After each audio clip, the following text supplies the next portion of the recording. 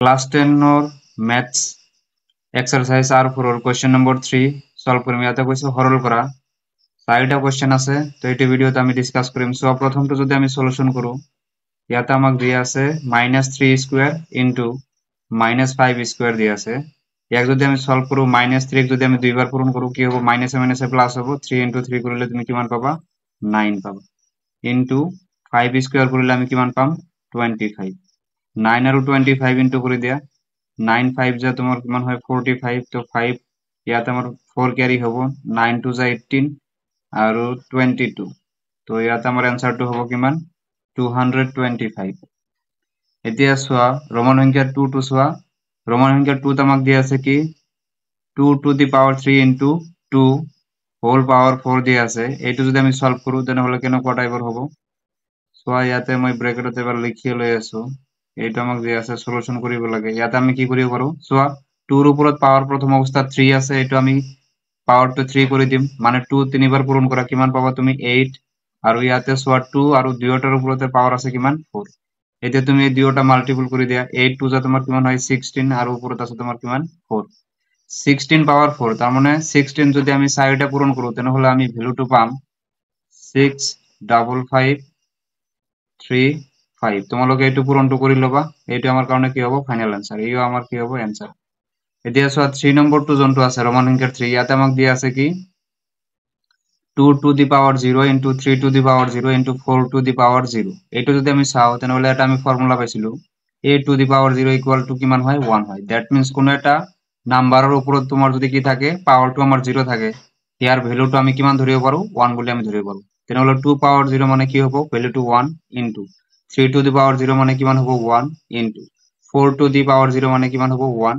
তিনিটা 1 যদি আমি মাল্টিপল কৰো দ্যাট মিন্স আমি কিমান পাম 1 পাম, গতিকে এইটোৰ আনসার কিমান হ'ব 1 হ'ব। তো এইটোই মানে কি এমসিকিউ আহি থাকে এইবিলাক, গতিকে তোমালোকে অলপ ভালদৰে চাবা। কোয়েশ্চন নম্বৰ 4 টু চোৱা, ইয়াতে আমাক দিয়া আছে কি 5/8 হোল পাৱাৰ 7 দিয়া আছে, -7 দিয়া আছে ইনটু 8/5 হোল পাৱাৰ তোমার কিমান দিয়া আছে -4 দিয়া আছে। এইটো যদি আমি সলভ কৰিবৰ কাৰণে ট্ৰাই কৰো তেনেহলে চোৱা কি হ'ব, ইয়াতে সলিউশন মই লিখি লৈ আছো। প্ৰথম অবস্থাত তো আমি পাওয়াৰটো মাইনাস আছে, এটা আমি প্লাস কৰিব লাগে। তো এটা ফৰ্মুলা আছিল কি a to the power -n equal to আমি লিখিব পাৰো কি পাওয়াৰ যদি আমাৰ মাইনাসত থাকে তেনেহলে ইয়াৰ তলত থকা 1 টো আমি ওপৰত লিখি দিও আৰু a to the power n আমি লিখো। ইয়াতে চোৱা n টো আমাৰ পজিটিভ হৈ যায়, ইয়াতে মাইনাস আছে, ঠিক আছে। তো সেইটো ফর্মুলা আমি ইয়াতে এপ্লাই কৰিম, গতিকে আমি লিখিম কি 8/5, 8 টো আমি ওপৰত দিলো, 5 টো আমি তলত লিখিলো, তো পাওয়াৰ যোনটো -7 আছিল এইটো +7 হৈ যাব এই ক্ষেত্ৰত। নেক্সট আমি ইয়াতো সেম কাম কৰিম, 5 টো ওপৰত লিখিম, 8 টো আমি তলত লিখিম, আৰু পাৱাৰটো তোমাৰ কি হ'ব পজিটিভ হৈ যাব, ঠিক আছে। এতিয়া চোৱা যেহেতু 8/5 দুয়োটাৰ ওপৰতে 7 আছে, গতিকে আমি প্ৰত্যেকটোৰ ওপৰতে আমি পাৱাৰ 7 টো দেখাই দিম। That means 8 to the power 7 হ'ব ডিভাইডেড বাই কি হ'ব 5 to the power 7 into as it is থাকিব 5 ৰ ওপৰতে 4 আছে, 8 ৰ ওপৰতে 4 আছে, আমি লিখিব পাৰো 5 to the power 4 8 to the power 4 আমি লিখিব পাৰো। এতিয়া চোৱা ইয়াতে আমি এটা কাম কৰিব পাৰো, ইয়াতে 8 টু দি পাৱাৰ সেম আছে আৰু ইফালে হৰত তোমাৰ কি আছে 8 টু দি পাৱাৰ 4 আছে। ইয়াক আমি কি কৰিম ইয়াতে লৈ আহিম আৰু 5 টু দি পাৱাৰ 7 ক আমি ইফালে লিখিম, 5 5 তোমাৰ ইকুয়াল হ'ব, আৰু আমি এটা সূচকৰ বিধি এপ্লাই কৰিব পাৰিম, ঠিক আছে। তো এইখিনি কাম ইয়াতে কৰি লোৱা।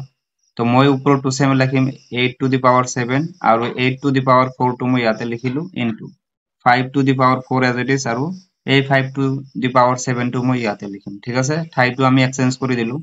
এতিয়া চোৱা এইটো ফৰ্মুলা এনেকুৱা টাইপৰ হৈ আছে a to the power m divided a to the power n equal two তোমাৰ কি হয় a to the power m minus n হয়। গতিকে ইয়াতে আমি সেম ফৰ্মুলা ইউজ কৰিম, কাৰণ কি বেসটো আমাৰ সেম আছে কিন্তু পাৱাৰটো আমাৰ বেলেগ বেলেগ আছে, গতিকে আমি লিখিম কি 8 টু দি পাৱাৰ 7 মাইনাস তোমাৰ ইয়াতে কি আছে 4, তো 4 টো ইয়াতে লিখি দিয়া, ইয়াৰ ওপৰত 4 আছে এইটো লিখি দিয়া, ডিভাইডেড বাই তুমি লিখা ইয়াতে চোৱা তলটোৰ ওপৰত তোমাৰ কি পাৱাৰটো হাইয়েস্ট আছে, গতিকে আমি 7 ৰ পৰা 4 টো মাইনাস কৰিম, ঠিক আছে। তো আমি লিখিম কি 5 টু দি পাৱাৰ 7 মাইনাস কৰিম আমি কি 4, এই 4 টোক আমি মাইনাস কৰিলো 7 ৰ পৰা, উল্টা কৰিলো তাৰ মানে ইয়াতে আমি।